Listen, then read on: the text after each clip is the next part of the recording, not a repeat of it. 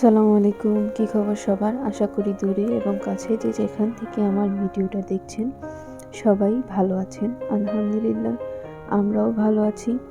তো প্রতিদিনের মতো আজকেও নতুন একটা ভিডিওতে আপনাদের সবাইকে স্বাগত জানাচ্ছি হ্যাপি উইথ নুসু চ্যানেলে। আমি নুসরাত।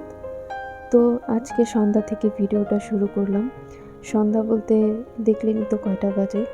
এর মধ্যে বাবুকে ঘুম পাড়ায় দিছি, মানে আমার মেয়েকে, আর ছেলে হচ্ছে ওর দাদির রুমে। ও ঘুমায় পড়ছে এতক্ষণে। ওকে অন্য রুমে নিয়ে যাওয়া হয়েছে, তখন তো জাগনা ছিল, হয়তো বা এখন ঘুমায় পড়ছে।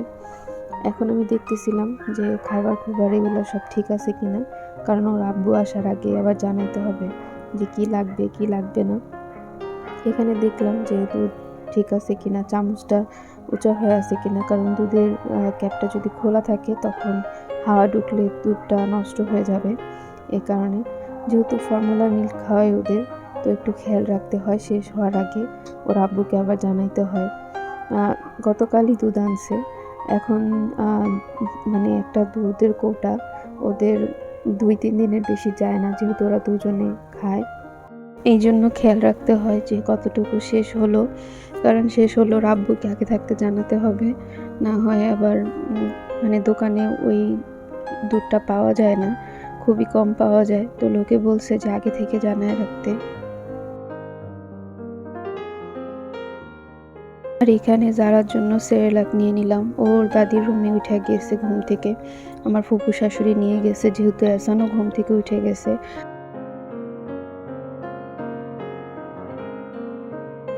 এহসানকে ঘুমানোর আগে আমি কলা খাওয়ায় রাখছিলাম যে ওরা একটু কলা খাওয়াই দিই, তাহলে ও পেটটা ভরা থাকবে। আর ওরা নিজের থেকে কিছুই খাইতে চায় না। ভাবছিলাম হয়তো বা ফিডিং চেয়ারে বসালে ওরা নিজের থেকে খাওয়া শিখবে, কিন্তু কোনোভাবেই কাজ হচ্ছে না।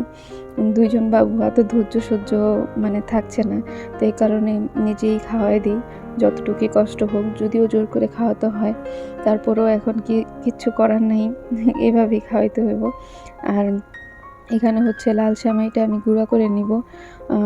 খালামণি বলছিল, মানে আমার ছোটো মেয়ে বলছিল যে লাল সেমাইটা ওদের শরীরের জন্য নাকি খুবই ভালো। ওরা লাল সেমাইটা খাইতে নিলে হয়তো ওদের গলায় আটকায় যায়, এই কারণে খাইতে চায় না। তো আমি আবার ব্লেন্ডারে একটু গুঁড়া করে নিব। এখানে দেখা যাইতেছে অনেকগুলা সেমাই, কিন্তু যখন এটা গুঁড়া করব, ব্লেন্ড করব, তখন একটুখানি হয়ে যাবে।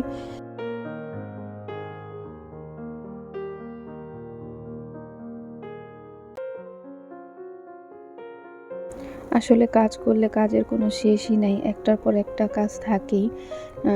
যেহেতু 2টা বাবুরে একজনকে খাওয়ানোর পর আরেকজনকে খাওয়াইতে হয়, বা একজন উইঠা গেলে আবার আরেকজন ঘুম থেকে উঠা যায়, মানে এরকম করে মানে সময় যে কিভাবে চলে যায় বলা যায় না। আজকে সারাদিন আম্মুর সাথে একটু কথা বলতে পারিনি। আব্বুর সাথে দুপুরে কথা হয়েছিল, আব্বু তখন দোকানে ছিল। তো আব্বুরে বলছিলাম যে বাসায় যেয়ে কল দিও, কিন্তু আমার ফোনটায় কি যেন সমস্যা হয়েছে, রিস্টার্ট দিছি, তখন আবার সব মানে অ্যাপসগুলা আনইনস্টল হয়ে গেছে। এই কারণে আব্বু ফোন দিছে ইমোতে। পরে যখন ইমো ইনস্টল করছি, ইমো ইনস্টল করার পরে দেখলাম যে আব্বু ফোন দিছিল। তো মানে আম্মুর সাথে আর কথা হয় নাই, ভালোও লাগতেছিল না। আর আমার প্রেশার অনেক লো হয়ে গেছে, যদিও তখন বুঝি নাই। তখন থেকে শরীরটা অনেক খারাপ লাগতেছিল, বিকালে ঘুমাইতে পারিনি। ওদের নিয়ে একজনকে ঘুম পাড়াইলে আরেকজন উঠে, তো যারা আবার দুষ্টামি করতেছিল, এহসান ঘুমাইতেছিল না, এহসানকে ওর দাদির রুমে দিয়ে দিছি। আর যারাকে নিয়ে আমি রাখছি, যেহেতু এহসান ঘুমাবে, যারা ঘুম থেকে উঠছে, যারা ঘুমাইতে লেট হবে, তো দাদিকে যাতে ডিস্টার্ব না করতে পারে, এই কারণে ওর দাদির রুমে এহসানকে দিছি। এহসান কিছুক্ষণ পরেই ঘুম এসে পড়ছে। আর এখানে হচ্ছে রাত্রের জন্য কি রান্না করছে সেটা একটু দেখাইলাম। পাঙ্গাস মাছ ভুনা করছে, খাসির মাংস রান্না করছে, আর ভাত, এইগুলোই। ডালও রান্না করছিল।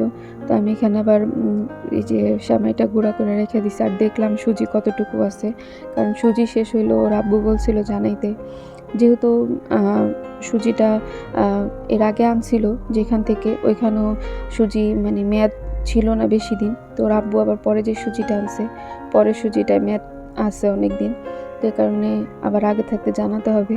এদিকে ঘরে ঢোকার পরে হঠাৎ করে হাঁটতে নিচ্ছি, আর এই যে এই মহাশয়ের সাথে দেখা। আমি তো দেখা মানে এত ভয় পাইছি, ওই সাউন্ডটা যদি দিতে পারতাম, যে আমি যখন ভিডিও ক্যামেরা অন করে দেখছি এটারে, আমি জোরে একটা চিৎকার দিছি, কিন্তু যদিও এটা সাউন্ড আমি দেইনি। ভাগ্যিস একটুর জন্য স্ট্রোক করি নাই, হয়তো বা স্ট্রোকই করে ফেলতাম। তারপরে এটা মেরে ফেলছি। মেরে ফেলার পরে ফুপি আইসা এটারে উঠায় ফালাইছে, মানে আধা মরা হয়ে গেছে। তারপর আমার ধরতে অনেক ভয় লাগতেছিল, আর ফুপিরে ডাক দিছি, পরে ফুপি এসে ওইটারে উঠাইয়া বাইরে ফালাইছে। আমি আবার এই ফাঁকে রুমটা ঝেড়ে নিতেছি, কারণ যারা এসান যদি আবার রুমে আসে, ওদেরকে যদি এই রুমে নিয়ে আসি তখন আর রুম গুছাইতে পারবো না। এখানে খাটটা ঝাড়ু দিয়ে ওই যে দেখাইছিলাম যে অনেকগুলা কাপড় চোপড় জমে গেছে, এমন ওয়েদারে বৃষ্টি, মানে একটু শুকানোর জায়গা নেই বাইরে, তো অনেকগুলা কাপড় একসাথে ধোয়া হয়েছে, এই কারণে অনেক কাপড় জমে গেছে। আর কাপড় যে ভাঁজ করব ওই শক্তিটাও থাকে না। মন চায় যে একটু যখন ফ্রি থাকি, ওরা যখন অন্য রুমে থাকে তখন মন চায় যে একটু আমি নিজের টাইম দিই, বা একটু শুয়ে থাকি, একটু বসে থাকি, এরকম লাগে। তারপরও কিছু করার নাই, যেহেতু মা হইছি, আমার তো রেস্ট নাই। তো এদিক দিয়ে আমি বিছানা গুছায়া কাপড়গুলা ভাঁজ করব। ওই রুমে অনেকগুলা কাপড় হয়ে গেছে। ওই কাপড়গুলা ভাঁজ করার পরে ভাবছি যে মানে একটু নিজের সময় দিব, একটু টিভি দেখব, কিন্তু কোথায় আর টিভি দেখা হইল, কিছুই করতে পারিনি, কারণ ওরা দুজনে অনেক কান্নাকাটি করতেছিল। ওদের আবার ক্ষুধা লেগে গেছে, তো ফুপি বলতেছিল যে তুমি ফিটার বানায় দাও, আমি খাওয়াই দিব। এই যে দেখেন কতগুলা কাপড়, তো এই কাপড়গুলো নিয়ে এখন ভাঁজ করব, তো দেখতে থাকেন।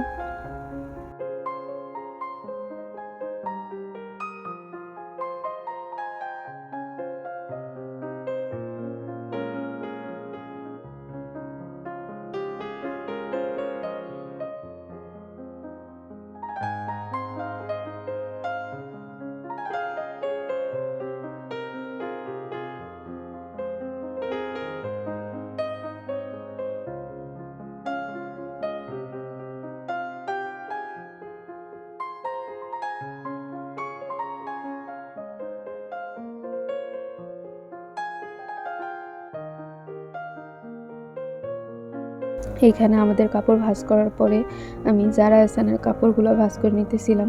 যেহেতু আমাদের বাসায় ওয়াশিং মেশিন নেই, শাহিদ আপুই সব ধুইছিল। তো এখানে ওয়াশিং মেশিনে ধোয়ার কারণে অনেক কাপড় মানে একসাথে ধোয়ার কারণে হয়তো বা ছিঁড়া যায় বা সুতো উঠা যায়। তারপরেও কিছু করার নেই, এভাবেই করতে হবে, কারণ বাচ্চাদের কাপড় অনেক জমা যায়, তো ওই কারণে ওয়াশিং মেশিনে একবারে দিয়ে দিই।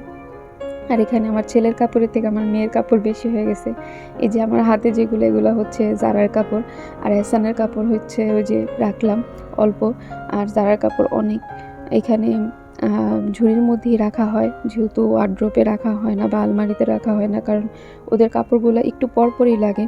তো এই কারণে ঝুড়ি ওর আব্বু আগেই এনে রাখছে, ওদের জন্মের আগেই, মানে ওর আব্বু অনেক শপিং করে রাখছে। আমি দেখি নাই এমন কয়জনে হয়, মানে আমার চোখে পড়ে নাই। ওদের বাবা মানে যথেষ্ট কেয়ারিং একজন বাবা পাইছে, আলহামদুলিল্লাহ, আল্লাহর কাছে লাখ লাখ শুকরিয়া, যে এমন হাজব্যান্ড পাওয়া ভাগ্যের ব্যাপার আসলেই। আর মানুষ আস্তে আস্তেই শিখে, আস্তে আস্তেই বুঝে। প্রত্যেকের জীবনেই ভুল ত্রুটি গুণ এগুলো নিয়েই মানুষ, ভুল হবেই, তারপরও আমাদের মানায় চলতে হবে। তো এখানে হচ্ছে আমার ভাসুর জামা পাঠাইছিল যারা এহসানের জন্য। যারার আরেকটা জামা পরানো হয়ে গেছে, কারণে যারার একটা জামা এখানে আর এহসানের দুইটা জামা।